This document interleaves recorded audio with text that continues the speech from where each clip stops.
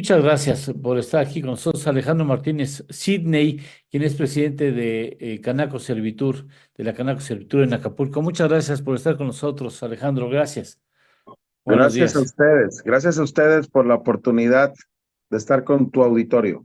Muchas gracias. Cuando me informaron de la cantidad de embarcaciones que se hundieron con el paso de Otis en la bahía, yo me quedé con la boca. Jamás pensé que hubiera esa cantidad de embarcaciones en el fondo del mar de la bahía y que no haya un esfuerzo, quizás no suficientes recursos, pero que ni siquiera se haga el esfuerzo para sacarlas del mar, si no van a acabar, bueno, están contaminando la bahía, ¿no?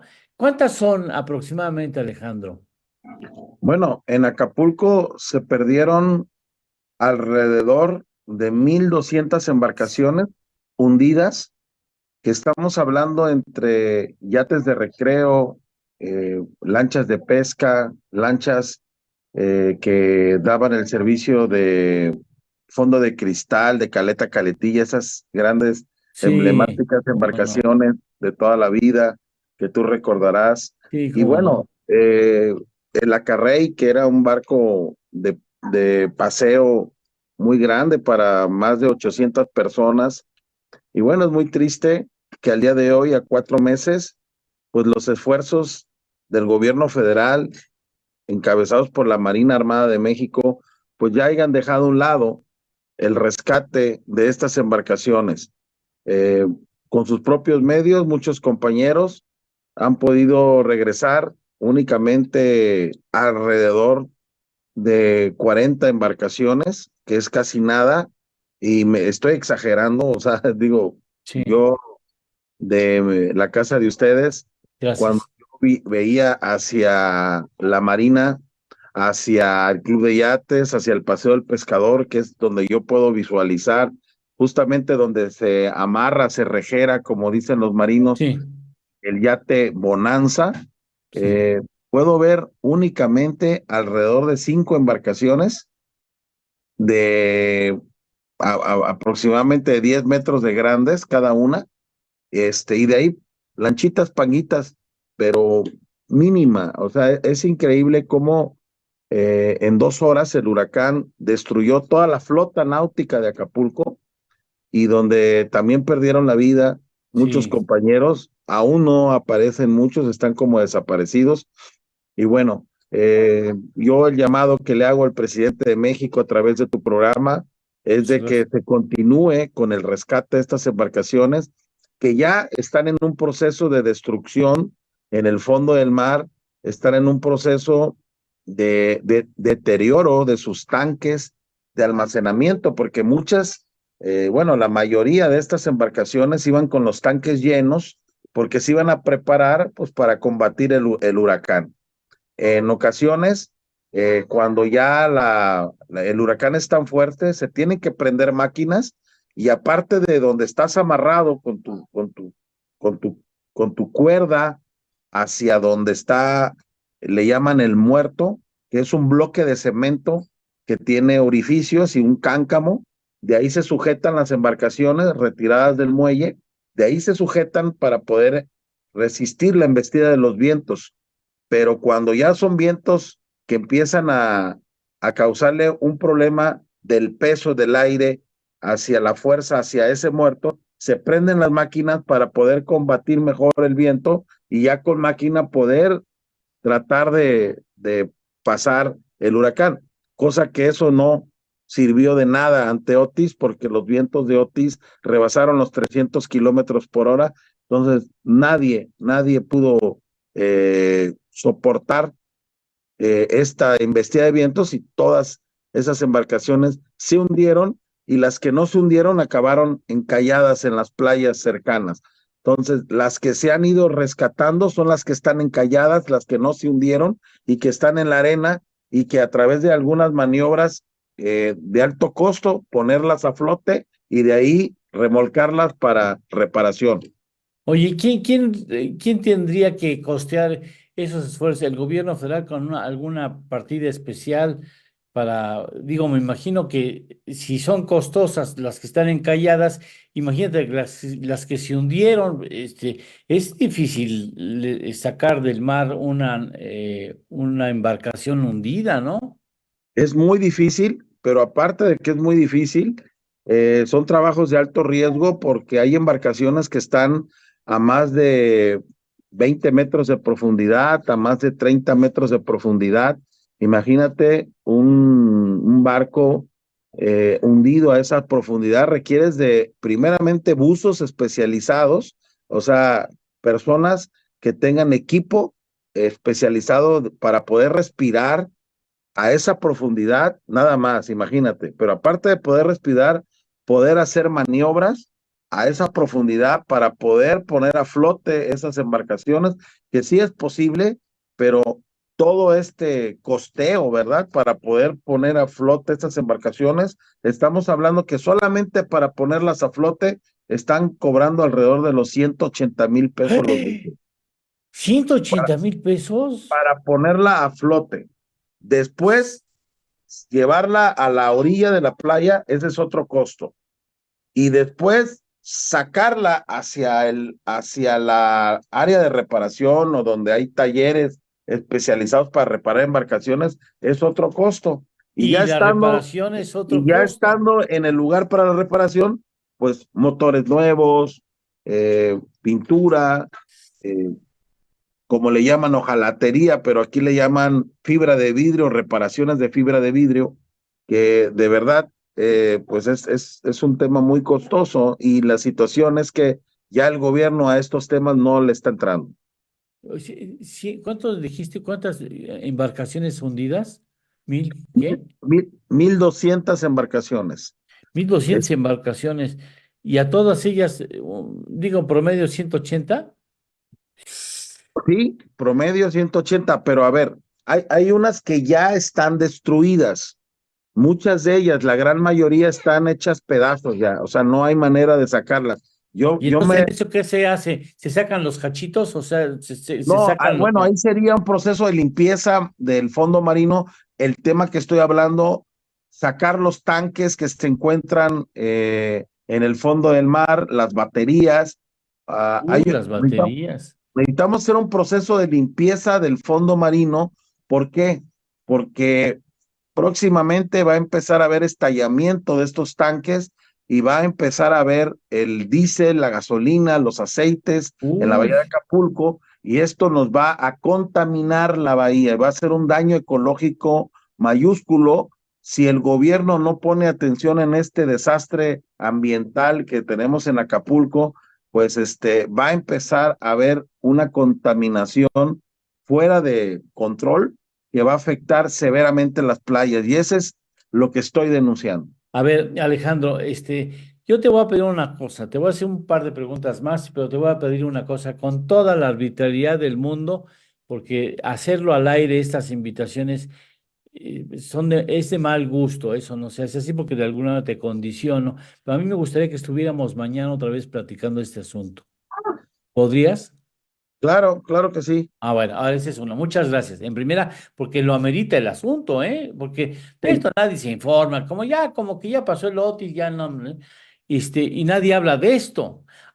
Una pregunta más, o un par de preguntas más. ¿Qué profundidad es la más alta, la profundidad más grande en la bahía de cuántos metros estamos hablando? La parte más honda es el centro de la bahía de Acapulco.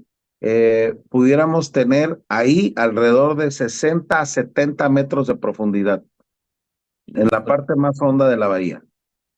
Ahora, la parte donde la mayoría de los barcos están hundidos, estamos hablando promedio entre 20 a 30 metros de ¿Qué, profundidad. qué es la parte donde estaba el club de yates, el club de pesca? Enfrente, En esa parte, ¿no? en esa parte enfrente, ahí en Ujú. medio de ese recodo que tú Sí. bien atinadamente comentas, ese es un recodo que se hace dentro de la bahía hacia el fraccionamiento a las playas, hacia Caleta. Ahí tenemos aproximadamente entre 20 y 30 metros de profundidad, la mayoría de las embarcaciones, pero podemos también encontrar embarcaciones a no más de 7 metros, 5 metros. qué porque también barbaridad. hay unas imágenes de drones donde se pueden apreciar los barcos hundidos a esa profundidad muy cercanos a la playa, que son barcos que ya no llegaron flotando a la orilla de la playa, sino que ya llegaron, ya no pudieron llegar, se hundieron justamente a metros de la playa, entonces, o a metro de los muelles. Entonces, Qué también barbaridad. muchas embarcaciones se golpearon entre ellas, se golpearon contra los muelles, y caso Acarrey, que el Acarrey antes de hundirse, antes de destruirse, porque aparte el Acarrey no se hundió, se destruyó, se hizo pedazos con 6 tripulantes a bordo Sí, que había que tripulación, ¿verdad? Qué barbaridad. están desaparecidos desde el día del huracán. Toda la tripulación de la Carrey, 6 personas, siguen en calidad de desaparecidos. No, pues Tenemos ya. alrededor de 37 personas que están desaparecidos, entre ellas 2 mujeres que estaban como marineras. Entonces, a la fecha sus familiares no pueden encontrarlos. Oye, ¿qué es otro asunto ahí?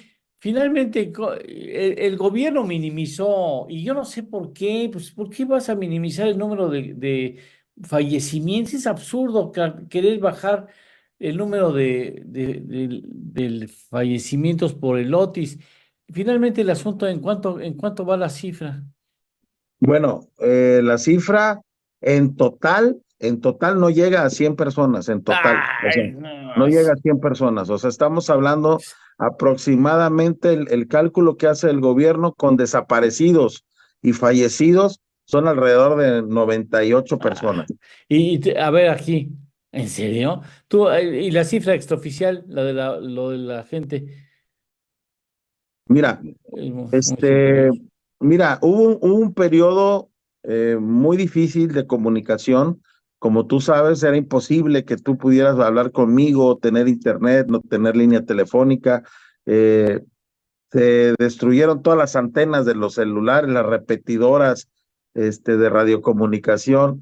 Eso hizo muy difícil las cifras porque no había datos, porque muchos a la fecha siguen en calidad de desaparecidos, pero en ese momento, porque no había comunicación, pues todos éramos desaparecidos. O sea, tú querías hablar con Sí, a tus claro. familiares que estaban a 2 cuadras de tu casa, no podías hablar con ellos.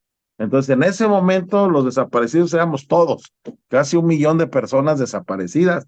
Así te la pongo, porque fue algo impresionante no tener celular Sí, ni internet. Entonces, ahí estábamos desaparecidos todos, porque si tú querías ver que tu familiar estuviera bien, tenías que ir a buscarlo y no había carreteras, no había eh, automóviles, no había gasolina.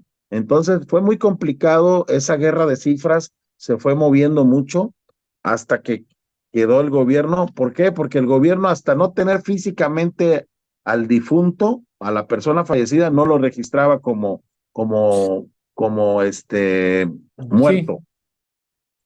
No, bueno, es que a esos vientos, imagínate la cantidad de perros que se fueron volando, quién sabe dónde, o seres humanos, ¿no? Seres humanos. Sí, sí, ¿Qué? mira, los vientos eh, fue algo impresionante, cómo los vientos, si estos vientos hubieran continuado 40 minutos más, ya estuviéramos hablando de que casas se las pudo haber arrancado y llevado Arranca. completas.